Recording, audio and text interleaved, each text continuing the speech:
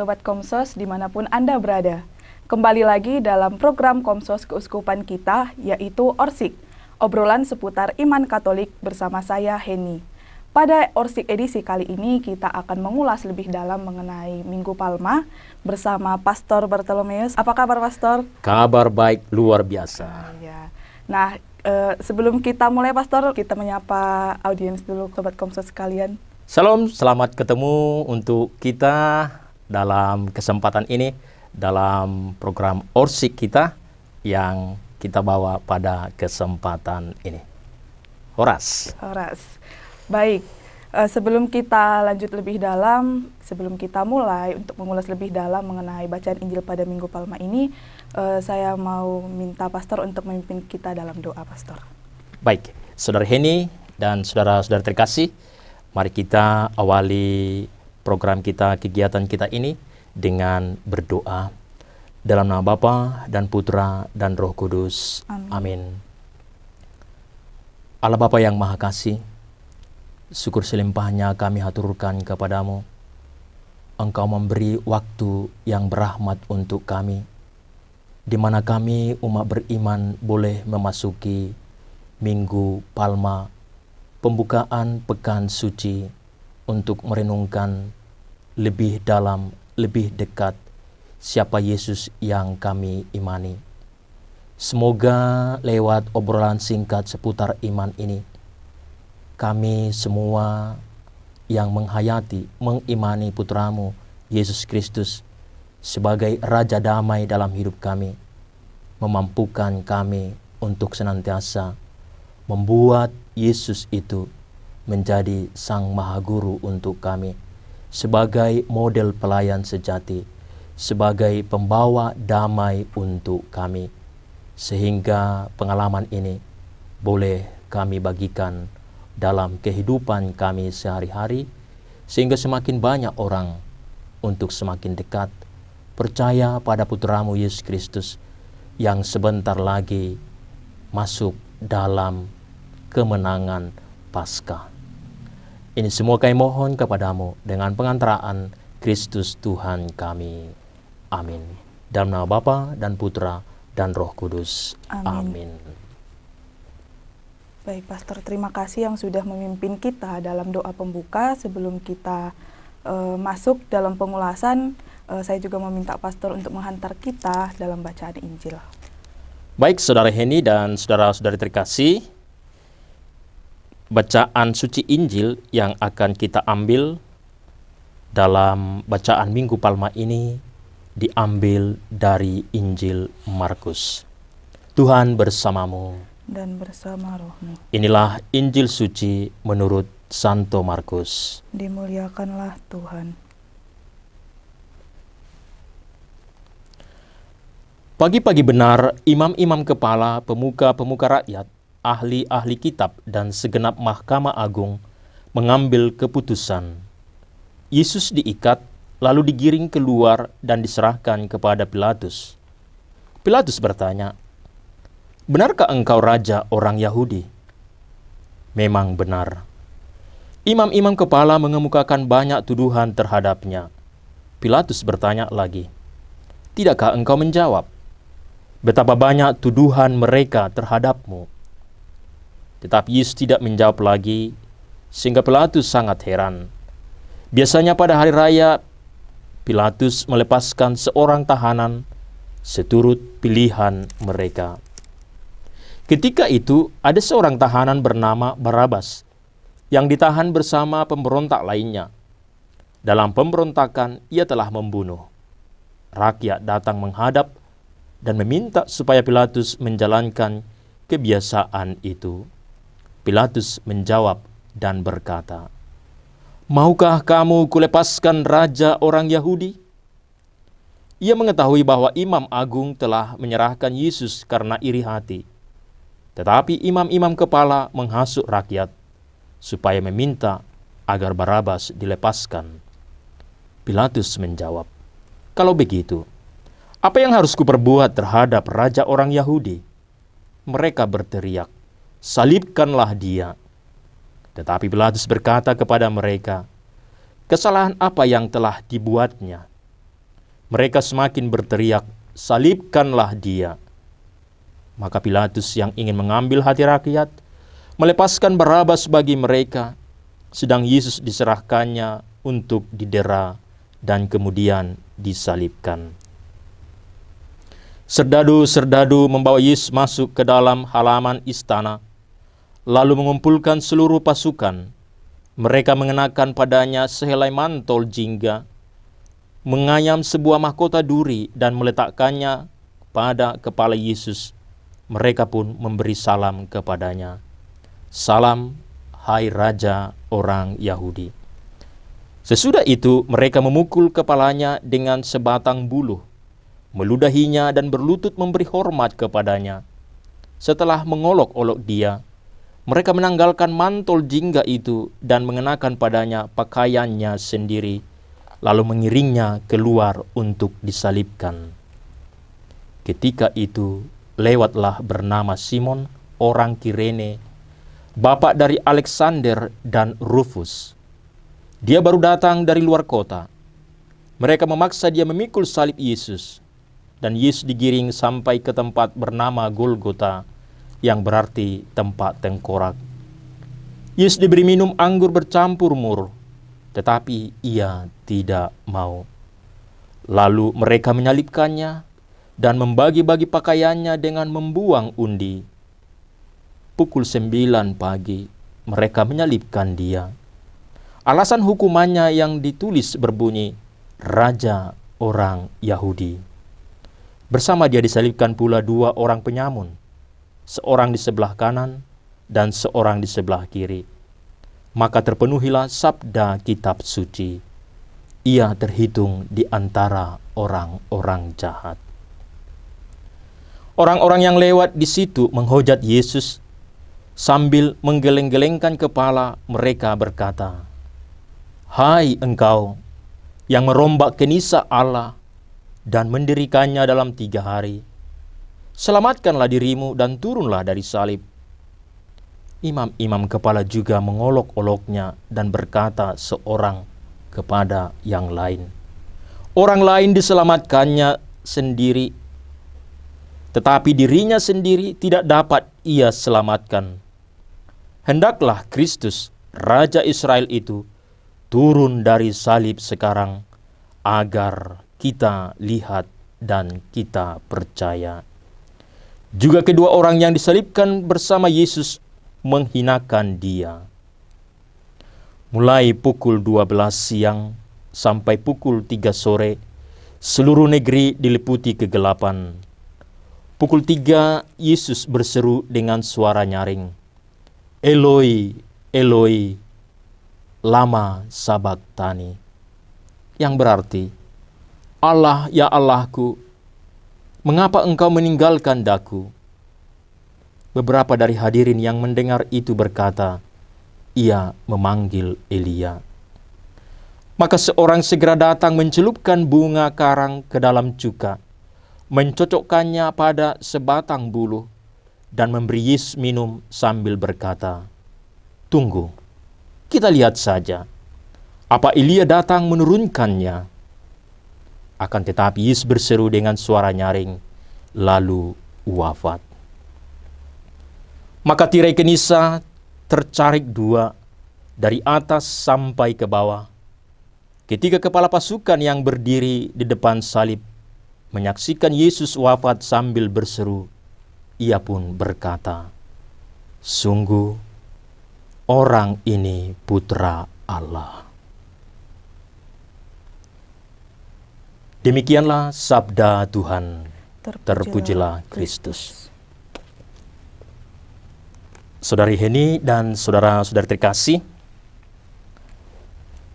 bacaan suci yang baru saja kita dengarkan mau mengulas, mau bercerita kepada kita bagaimana Yesus akan mengalami sengsara, bagaimana dia dihujat, dan bagaimana akhirnya dia mati dengan tragis di kayu salib.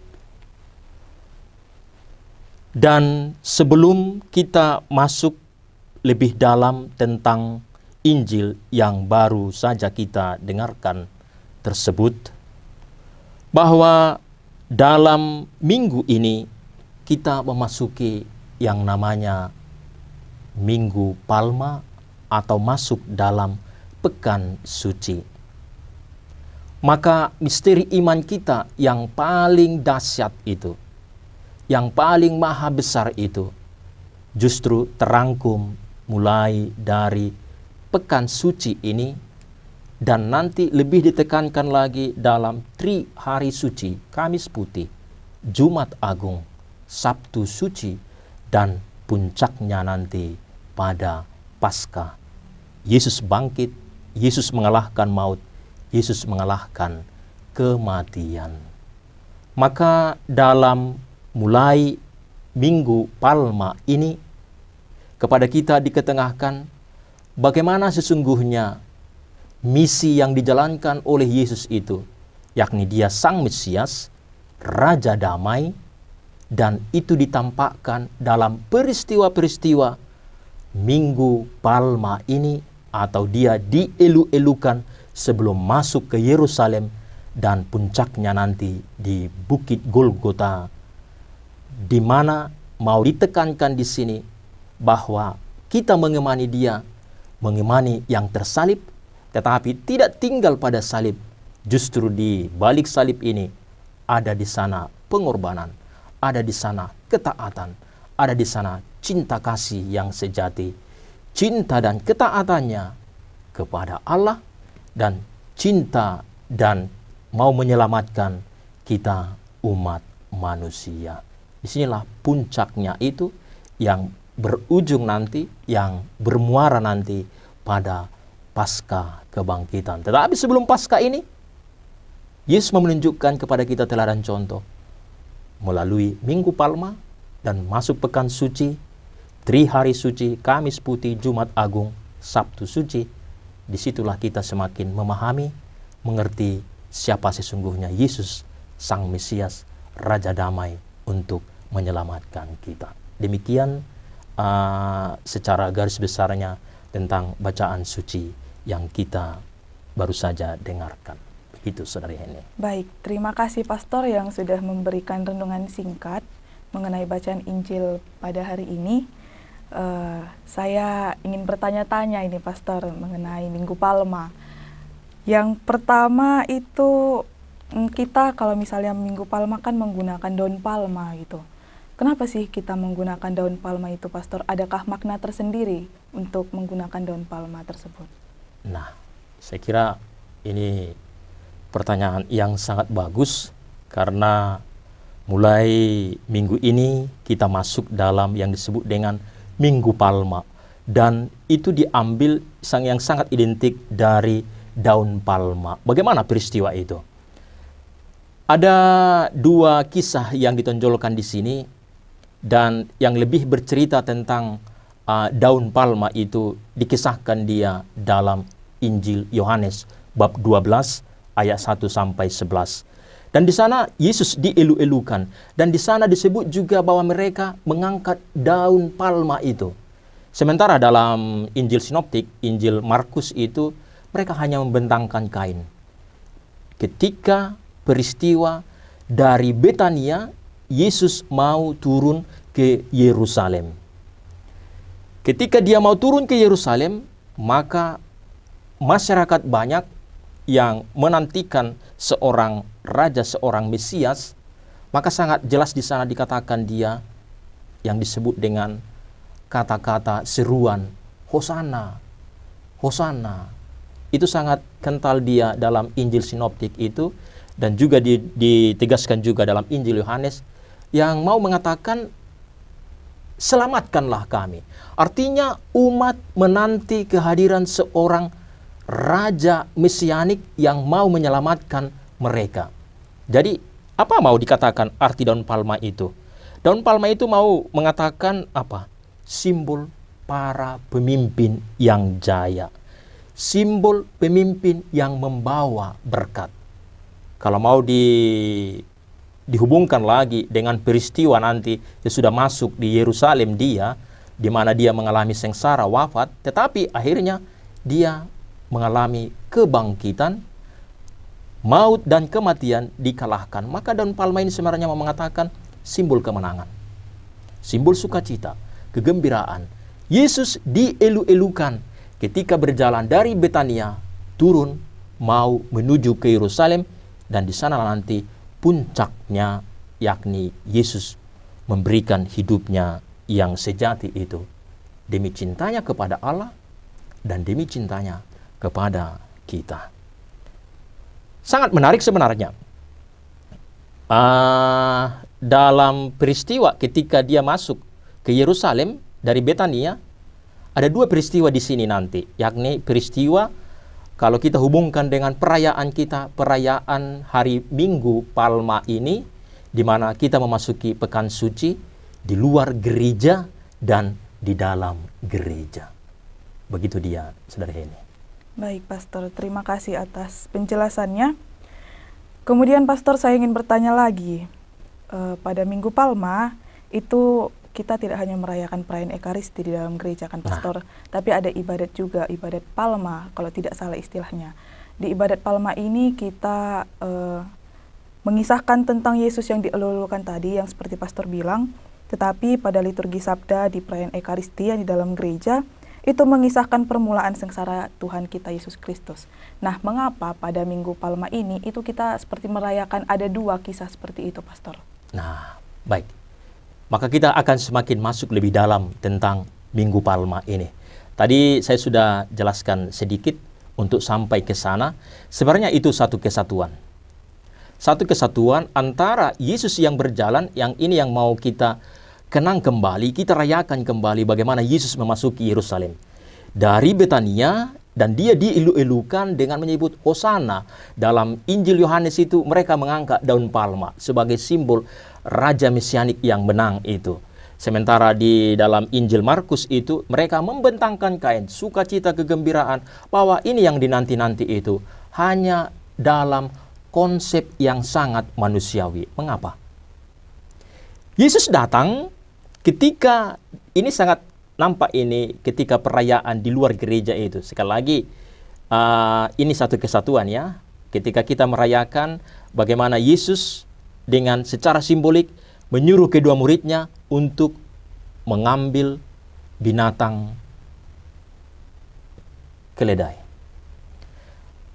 Yesus mau meluruskan paham masyarakat pada saat itu, orang-orang Yahudi saat itu yang menanti seorang mesianik. Dia tidak meminta kuda, tetapi keledai. Apa simbol dari keledai ini? Simbol keledai ini adalah mengangkat beban.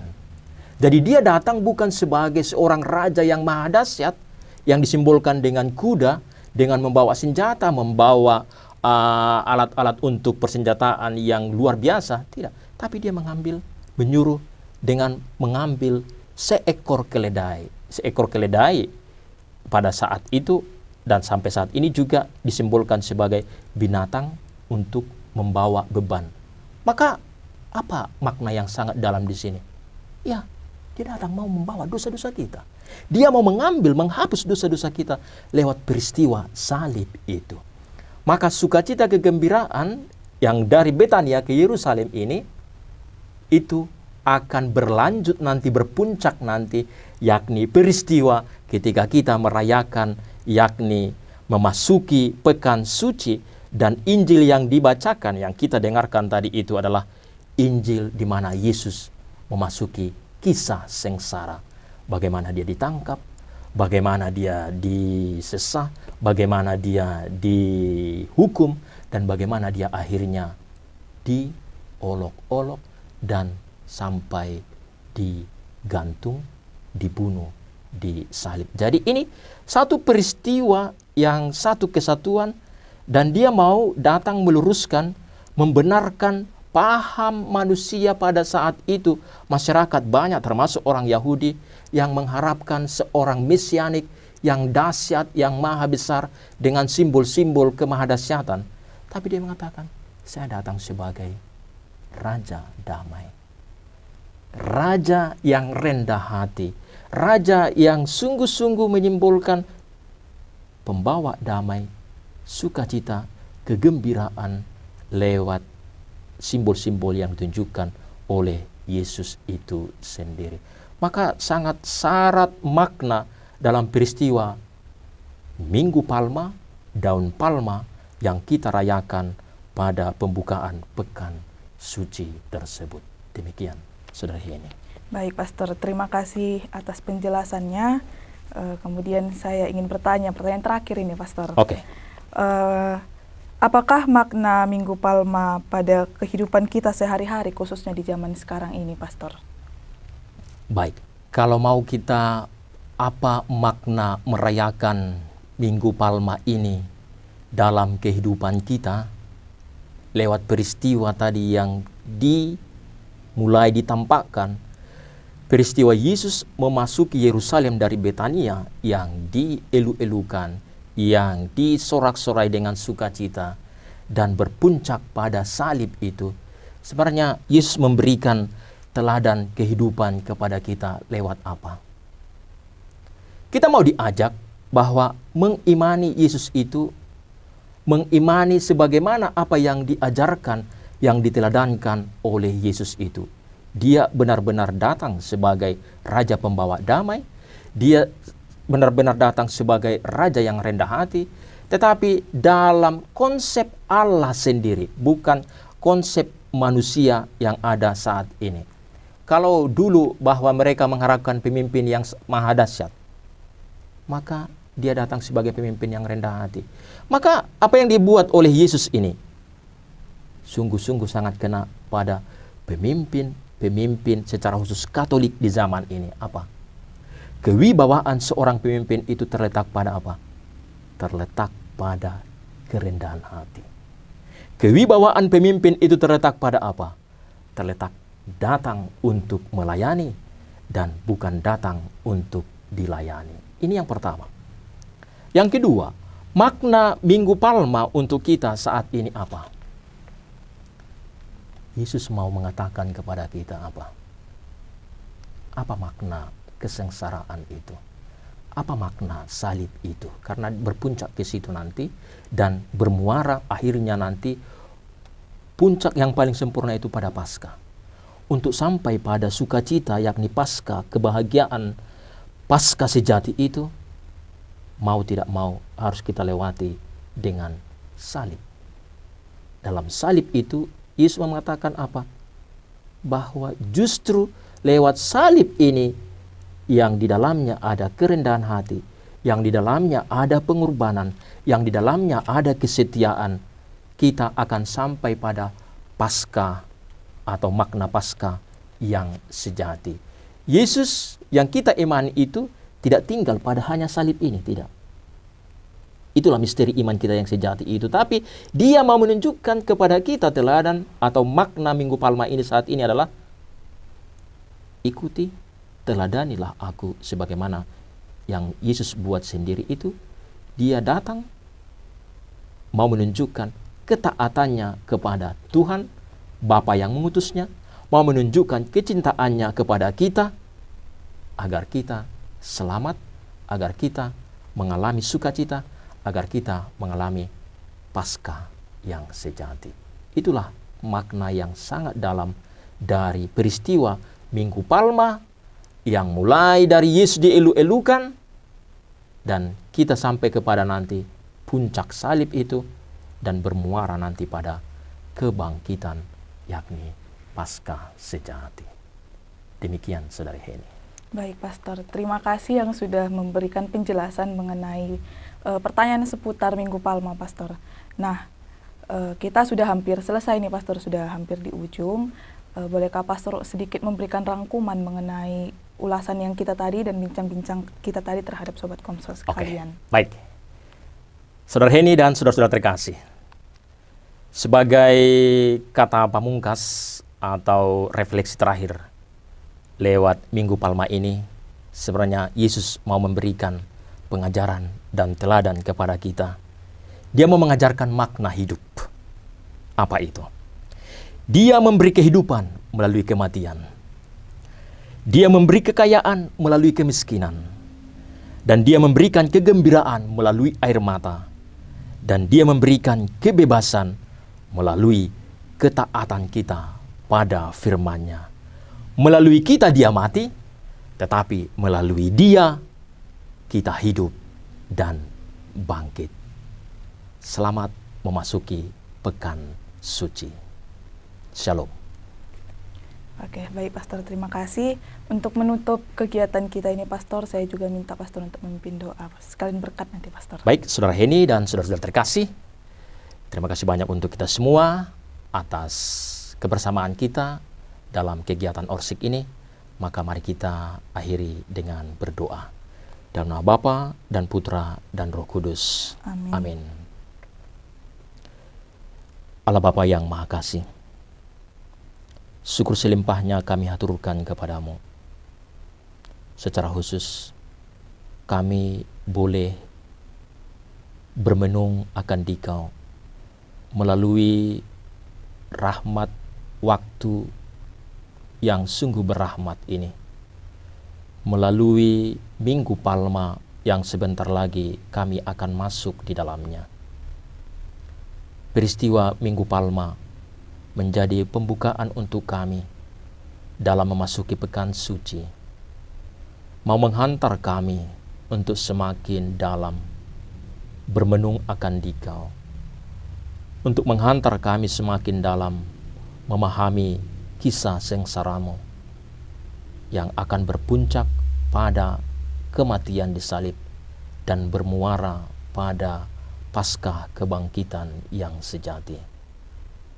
Bantu kami ya Tuhan, kami semua, baik yang ikut dalam kegiatan Orsik ini, dan secara khusus umat beriman dimanapun mereka berada, agar dalam memasuki pekan suci ini, yang diawali dengan Minggu Palma ini, kami semakin menghayati, mengimani, meneladani Putra-Mu Yesus Kristus yang tersalib untuk kami, yang wafat untuk kami, dan bangkit untuk kami juga.